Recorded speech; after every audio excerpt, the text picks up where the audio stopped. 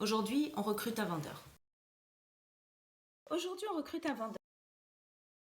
C'est un des postes les plus difficiles à combler dans une entreprise. En général, le vendeur, c'est celui qui va prendre la suite, celui qui a monté la compagnie, qui a développé lui-même pendant des années son entreprise, qui a vendu que ce soit les produits, que ce soit le service. Et aujourd'hui, il est arrivé à un stade où soit il veut expand, encore agrandir l'entreprise et donc aller chercher de nouveaux marchés et pour cela il veut s'octroyer les services d'un nouveau vendeur ou alors passer à autre chose, que ce soit une retraite ou alors ouvrir à l'étranger, enfin peu importe les cas de figure. En général, le vendeur qu'on va recruter, c'est celui qui va prendre la suite du président. Quand le président recrute lui-même son successeur, il est enclin à rentrer dans le domaine de l'émotif. On cherche quelqu'un avec qui on va s'entendre, on cherche quelqu'un avec qui il va y avoir un clic. Or, on voit souvent pendant les entrevues que on commence à discuter, on commence à se raconter le réseau qu'on connaît, les gens qu'on a approchés. Bien souvent, on va aller chercher un vendeur qui a déjà de l'expérience dans un domaine connexe au nôtre. Alors, on va commencer à se parler de tout notre réseau, tous les gens qu'on a un jour approchés. Et grosso modo, petit à petit, on arrive à la fin de l'entrevue à une rencontre quasi amicale.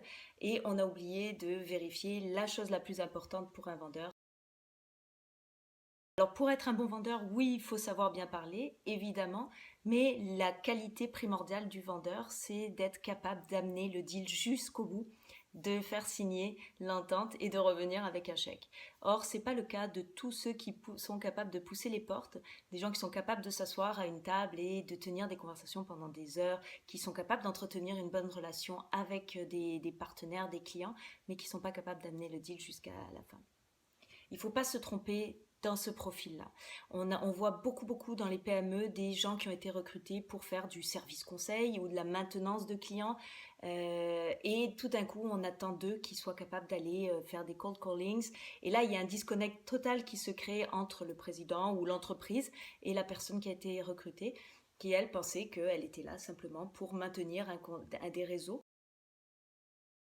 Alors, ce qu'on vous engage à faire, c'est quand vous voulez recruter un vendeur, faites appel à quelqu'un qui est capable de vous aider dans la démarche pour identifier le profil, vos attentes, vos besoins et pas se perdre tout ça dans l'émotif ou dans la projection que vous avez vous-même de la personne qui serait la plus à même de venir vous aider.